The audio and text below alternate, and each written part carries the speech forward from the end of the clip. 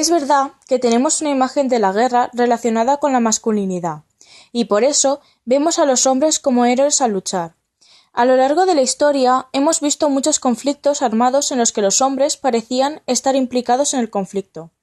Entonces, ¿podemos decir que está el hombre hecho para la guerra, o son los hombres y las mujeres capaces de participar en el conflicto por su propia naturaleza? ¿Podrían las mujeres ser consideradas heroínas tras sobrevivir el cautiverio? En el caso de las mujeres republicanas, las milicianas lucharían en el frente, que más tarde pasarían a la retaguardia. Otras trabajarían en las fábricas ocupando los puestos de trabajo de los hombres que estorban en el frente. Antes de la Guerra Civil Española, el papel de la mujer se limitaba a estar en casa y dedicarse a la crianza de las hijas, al cuidado de los maridos, padres y hermanos, y por supuesto a los quehaceres de la casa y el campo. El inicio de la guerra. El estallido de la guerra civil. El colectivo femenino sufriría las dos maneras de entender la situación social. La guerra civil actuó como activador en la movilización femenina e hizo un reajuste de las actitudes hacia las mujeres en su función social. La movilización masiva de la población femenina significó una ruptura de tradición de las mujeres en el hogar y, por primera vez, se les dio una visibilidad pública como colectivo. Estas mujeres de la España republicana se organizaban en torno a las ramas del consumo y el anarquismo.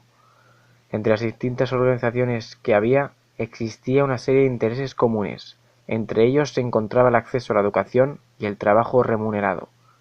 Las agrupaciones más destacadas: Agrupación de Mujeres Antifascistas, la AMA, estaba integrada mayoritariamente por mujeres comunistas. Dolores Ibarruri era la presidenta de AMA y Lina Odena, secretaria.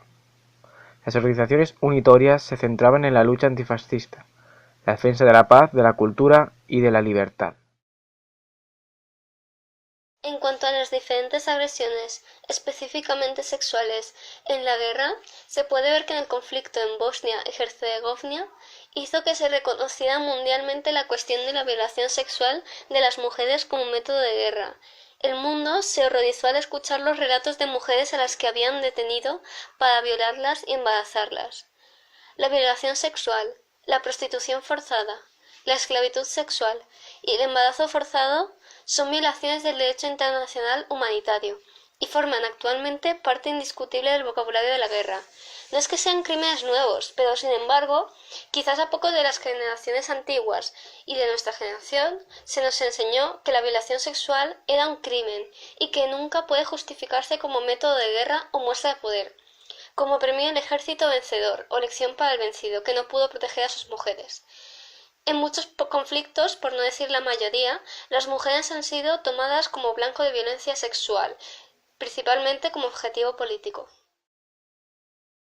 En la primera etapa de las movilizaciones populares, muchas mujeres tomaron las armas como respuesta a la agresión fascista. Jóvenes vestidas con monos azules y fusiles colgados al hombro, dispuestas para ir al frente a combatir. Estaban motivadas a defender los derechos políticos y sociales que habían adquirido durante la Segunda República y demostrar su rechazo al fascismo.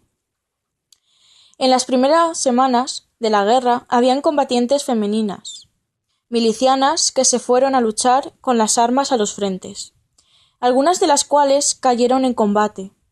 La inicial actitud de elogio y entusiasmo popular hacia las milicianas pasó enseguida a un tono crítico, incluso burlón. El papel de la mujer en la guerra.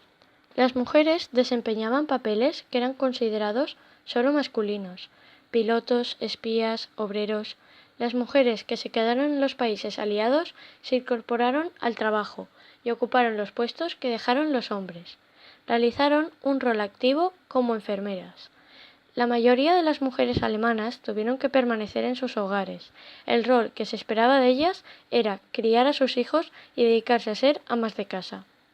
Las mujeres japonesas fueron reclutadas como esclavas sexuales para dar consuelo a los soldados japoneses.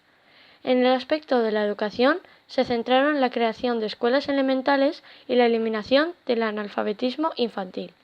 En el año 1938, el porcentaje de analfabetismo había caído en un 39,4% las mujeres y el 24,8% entre los varones.